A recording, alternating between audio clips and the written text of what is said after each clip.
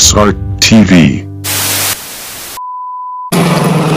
Okay, start tayo mga kabrother. At itong model natin, oh, seryoso, oh. Grabe yan, ah. So yun, ito, for today's video mga kabrother, ay ang gupit ng client na to, taper fade. Kilala nyo ba sina Stephen Curry, si LeBron James? Alam nyo ba si Stephen Curry, si LeBron James? Ay ito yung gupit.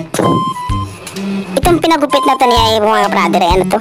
Gupit to ng mga sikat na basketball player. Ha? Ito yung pinapagupit ng mga sikat na basketball player. Ngayon kung basketball player ka brother, ay ito ang ipagupit mo, suwabing-suwabe. Di ba? So nag-start na dyan, overcomb. Tapos ginamitan niya ng 1.5 na kulay orange na yan. Kunin lang yung mga laylayan sa baba dahil ayan yung medyo makapal-kapal pa. So yan o, sinungkit-sungkit hanggang likod. Gumamit siya ng trimmer dyan.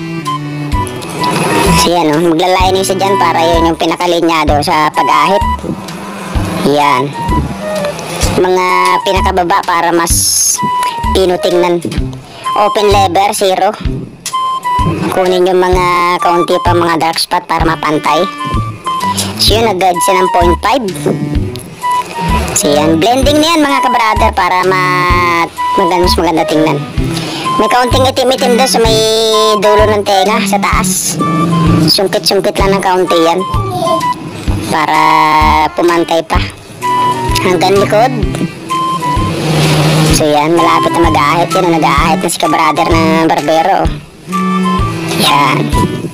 Ba, mayabang talaga to yo. May pakaliwa pa talaga eh. Malupit talaga mag-aahit ng barbero na to. So nag-overcomb ulit siya dyan. Tinatanggal pa rin niya yung mga kanto-kanto na kaunti. Gamit yung suklay niya na malapad na yan, oh. Yan, hanggang likod. Ngayon brother, kung ikaw ay basketball player sa inyong lugar at dumadayo-dayo kayo, nako, ito ang pagupit mo. Swerte itong gupit na to. Ito yung gupit na mga sikat na mga basketball player kung alam mo lang. Ha? Ito yung sikat na ito yung pinapagupit ng mga basketball player. Kung ikaw ay varsity o kung ano man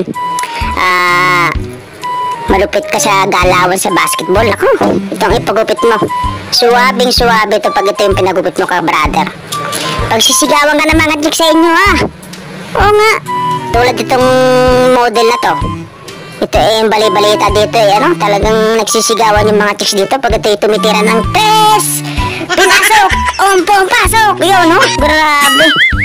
Sobrang lupit ito sa basketball. Matindi ito. Pag ito nakita nyo ito, nako.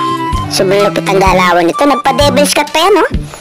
Yung devil's cut yan, kabrother, talagang pag nakikita ng chicks, tumitira ka ng tres dyan. Pag nakikita ka devil's cut ka, tangang grabe to, So yun yung before niya, tapos na, So yun na, seryoso pa rin matapos, grabe, So yun lang mga kabrother, at ito nga ang video natin ngayon, paki-like, share, and subscribe.